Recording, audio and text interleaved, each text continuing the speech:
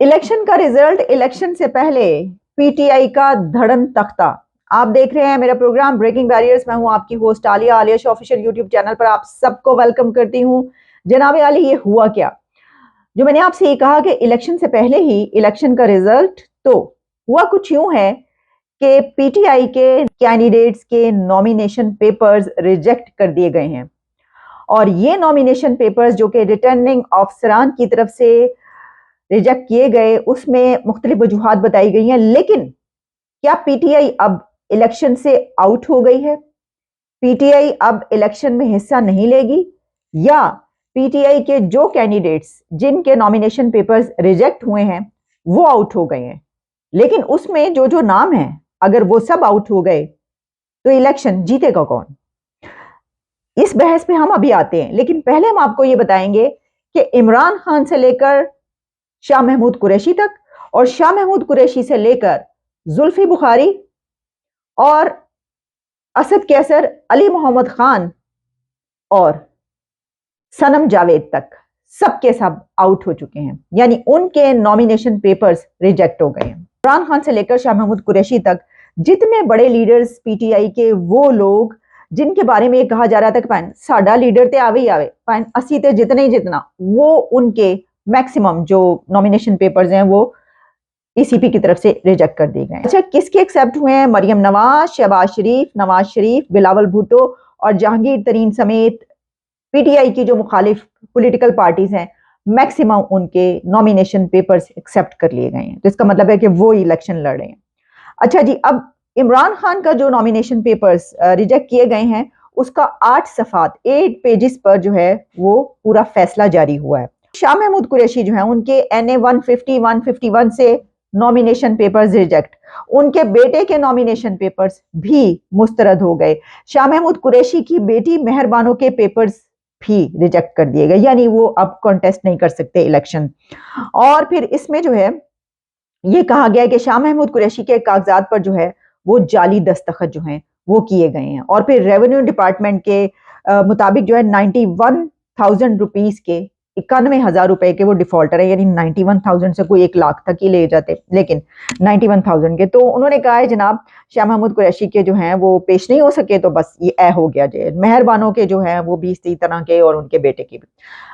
आजम खान और जुल्फी बुखारी, देखिए आजम खान जो हैं वो ये कह रहे हैं कि जंगलों में मैं भटकता फिर रहा हूँ, है तो वो जंगलों में भटकते फिर रहे हैं। ऑनलाइन कभी कभी कॉन्फ्रेंस में आते हैं, उनका उनके पर जितना तशद्दुद हुआ, जो कुछ हुआ, उसका कोई फायदा नहीं हुआ। इसकी वजह यह है कि आजम खान स्वाति के नॉमिनेशन पेपर्स भी मुस्तरद। जुल्फी बुखारी बाहर बैठ के तुसी लड़ना है इलेक्शन ते, आ जाओ जरा आके देख लो, क्योंकि उनके पेपर जो है वो भी मुस्तरद, लकीर खींच दी, क्रॉस लगा दिया गया। और फिर इसके बाद शेख रशीद तो हड़बड़ा गए। ना सिर्फ शेख रशीद बल्कि उनके जो नेफ्यू भतीजे हैं राशिद शफीक, उनके नॉमिनेशन पेपर्स भी मुस्तरद कर दिए गए। उनका तुसी नहीं लड़ सकते, बह जाओ आराम नाल। अच्छा, उसमें जो है वो उसमें कहा है, रिटर्निंग अफसर है जो है, उसने कहा है शेख रशीद ने जो FBR के अपने जो भी पेश किया उन्होंने कागजात, डॉक्यूमेंट्स, उसमें मुबैना तौर पर घपला किया गया और रेस्ट हाउस में उन्होंने कयाम किया और उसकी अमाउंट भी पे नहीं की। अच्छा, अब आप शेख साहब देखिए उनका जवाब क्या है। शेख साहब ने कहा कि मैं जिंदगी भर कभी किसी रेस्ट हाउस में ठहरे ही नहीं। अच्छा, मैं ये सोचने पर मजबूर हो गई कि शेख साहब, क्या ऐसा कोई बंदा हो सकता है कि वो जिंदगी भर जो है वो किसी भी रेस्ट हाउस में ना ठहरा हो?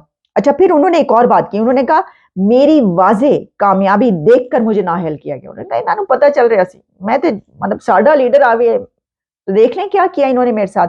अच्छा, फिर ये किया गया, उन्होंने कहा कि जनाब 12 साल पहले मरी के किसी रेस्ट हाउस में रहने की वजह से मैंने 942 रुपीज अदा नहीं किए थे, जिस बिना पर मुझे डिस्क्वालिफिकेशन का सामना है।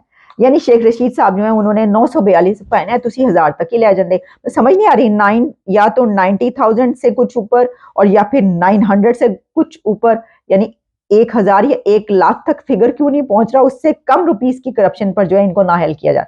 उनका पैन है, ये देख लो। अच्छा, उसके बाद जो है शेख साहब का कहना था कि ये ऐसा भोंडा और घटिया मजाक है जिसकी जितनी मजम्मत की जाए कम है कि 942 रुपीस पर जो है मुझे डिस्क्वालीफाई किया गया।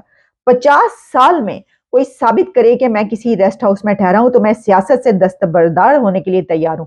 तो मेरा तो ख्याल ये है कि अगर आप 50 साल से किसी भी रेस्ट हाउस में, पार्लियामेंट लॉजेस में, कहीं पर ऐसी जगह पर नहीं ठहरे तो वैसे ही आपको खुद से जो है दस्तबरदार हो जाना चाहिए। भाई किस किस्म के इंसान है आप, कहीं ठहरे ही नहीं कभी। अच्छा, वो लाल हवेली हवेली में रहते होंगे तो वो मतलब जिन दिनों छुपते छुपाते रहे, वैसे तो देखिए उन्होंने 40 दिन का चिल्ला काट लिया।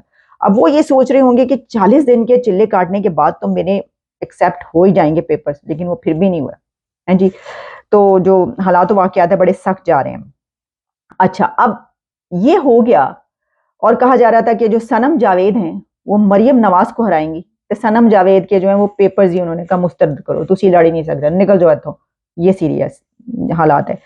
चौधरी परवेज इलाही जिन्होंने इमरान खान के लिए जेल काटी, जिनके मुतालिक सोचा नहीं जा सकता था फिर भी जेल में रहे, उनके पेपर्स भी रिजेक्ट कर दिए गए।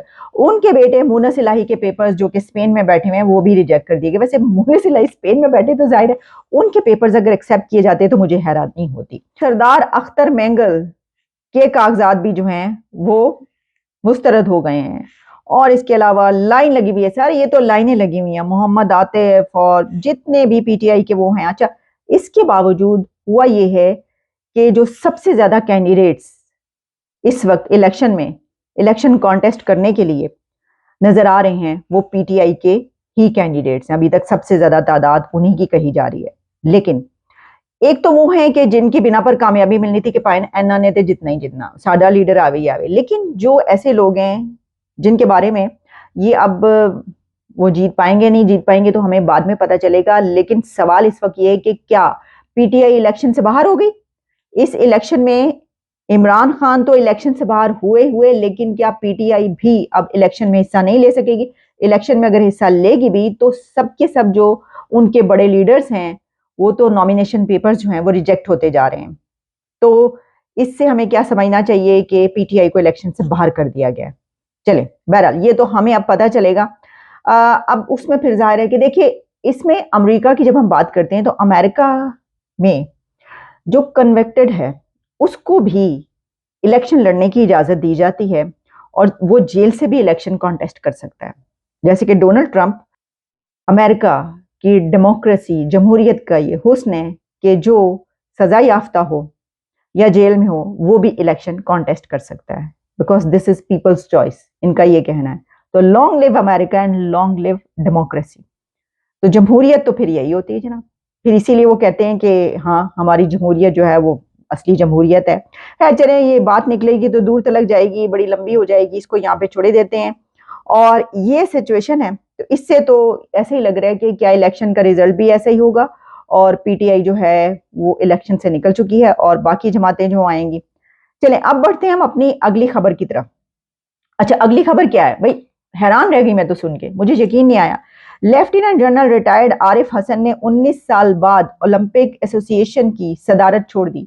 ये वही लेफ्टिनेंट रिटायर्ड आरिफ हसन है जिनकी कई बार पहले भी बात हो चुकी है कि 19 ईयर्स से वो इस ओहदे पर थे और ओलंपिक्स में पाकिस्तान का क्या स्टैंडर्ड रहा, पाकिस्तान की क्या कारकर्दगी रही कि तुफ है। बार बार जो है शर्म दिलाई जाती रही कि ये देखिए क्या हो क्या रहा है। दो दो चार चार खिलाड़ियों के वहां कप पे दस्ते पहुंच रहे हैं और वो भी ऐसे हैं कि मतलब किसी को मुंह दिखाने के काबिल नहीं छोड़ते। और वहीं पर हम देखते रहे कि हमसाया ममालिक जो है इंडिया के जो गोल्ड मेडल्स और ब्रॉन्ज मेडल सिल्वर मेडल्स के ढेर लग गए, जबकि दूसरी तरफ हम ये देखते रहे। तो 19 साल के बाद किसी को यकीन नहीं आ रहा, उन्होंने कहा ये सूरज मगरिब से निकल आया तक हो की रहा है।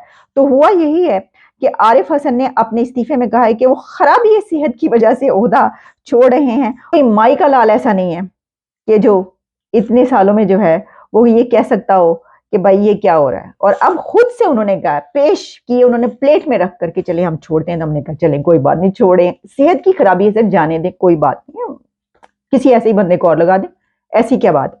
अच्छा जी, एक और खबर ये है जो कि हमेशा हर साल मिलती है, मतलब अजीब व गरीब हरकतें, और वो ये कि पाकिस्तान में जो न्यू ईयर है वो मनाने पे पाबंदी लगा दी गई।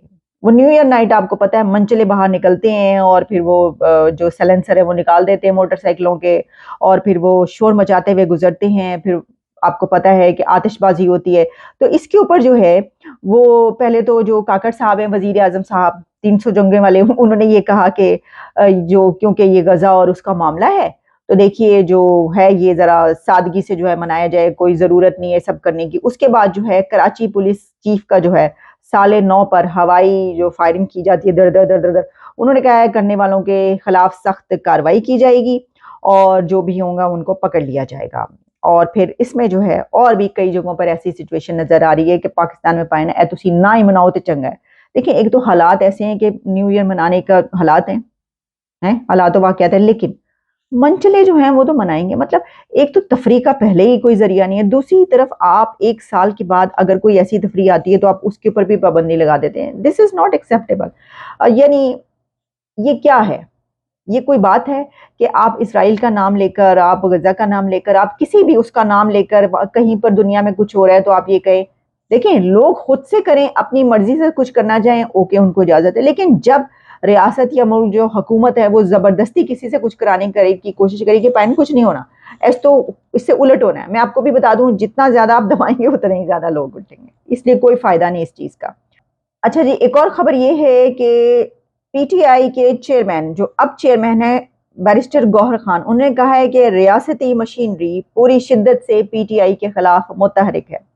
اس میں انہوں نے کہا ہے کہ الیکشن کے لیے جو کاغذات نامزدگی ہے اس کی جانچ پڑتال مکمل ہو رہی ہے، اور اس میں جس طریقے سے نامینیشن پیپرز کی ریجیکشن سامنے آ رہی ہے اس سے یہ پتہ چلتا ہے کہ جان بوجھ کے پی ٹی آئی کو جو ہے وہ ڈرانے کی کوشش کی جا رہی ہے، ابھی بھی کوشش کی جا رہی ہے۔ اچھا، میں انہوں نے یہ کہا کہ عمران خان، اختر مینگل، شیخ رشید، شاہ محمود قریشی، شاہ محمود قریشی کے بیٹے، شاہ محمود قریشی کی بیٹی، جو کھڑا ہوا ہے اس کے پورے خاندان کے نامینیشن پیپرز جو ہیں وہ ریجیکٹ کر دیے گئے، تو انہوں نے اس کے اوپر اپنا احتجاج جو ہے وہ رجسٹر کروایا ہے۔ زیادہ کوئی فائدہ نہیں ہونا۔ اور جناب ایک خبر ایک آخری آپ کو دیتے چلیں، جو فیصل قریشی ہیں ہمارے ایکٹر اور کمپیئر ایک سیلیبریٹی، تو ان کا کہنا یہ ہے کہ پاکستانی سینما کو چلانا ہے تو بھارتی فلمیں دکھانا ہوں گی۔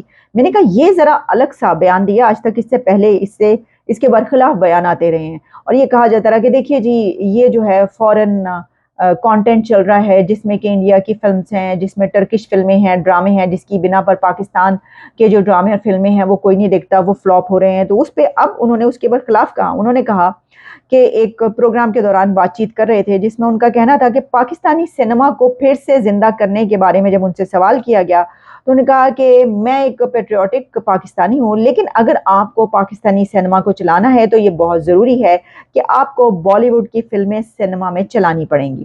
ان کا میں یہ جانتا ہوں کہ ہماری عوام پاکستان میں بالی ووڈ کی فلمیں دیکھنا چاہتی ہے، تو ہم ان پر اپنی مرضی عائد نہیں کر سکتے۔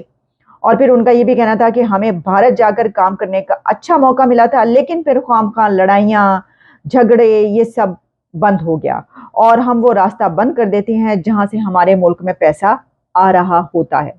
تو دیکھیے یہ تو الگ بات ہے کہ آنا جانا جو ہے بند ہو گیا، پیسہ آ رہا ہوتا ہے، آپ صرف اپنے ہی مطلب کی بات سوچتے ہیں۔ کبھی آپ نے یہ بھی سوچا کہ جو آپ کو وہاں پہ بلا کے کام کرواتے ہیں کبھی ان کے مطلب کی بھی بات آپ نے سوچی ہے؟ لیکن یہ بات میں سیکنڈ کروں گی، بالکل صحیح بات ہے کہ پاکستانی عوام انڈیا کی فلمیں اپنے سینما ہالز میں دیکھنا چاہتے ہیں۔ اگر آپ چاہتے ہیں کہ سینما ہالز چلتے رہیں، دیکھیے سینما ہالز کی جو اس کی ایک بحالی کا ہمیں نظر آیا تھا کافی عرصہ پہلے کہ جی سینماز کھل گئے، اس میں ایک بڑی بات یہ بھی تھی کہ انڈین فلمیں لگنا شروع ہو گئیں، بالی ووڈ اینڈ ہالی ووڈ چلنا شروع ہو گیا۔ لیکن پھر اس کے بعد جو ہمارے نخرے ہیں، جو ہماری اس طرح کی آئے دن لڑائی مار کٹائی والی ہماری پالیسیز رہتی ہیں، تو دوبارہ سے انڈین سینما کو ہمارے پاکستانی سینماز میں بند کر دیا گیا۔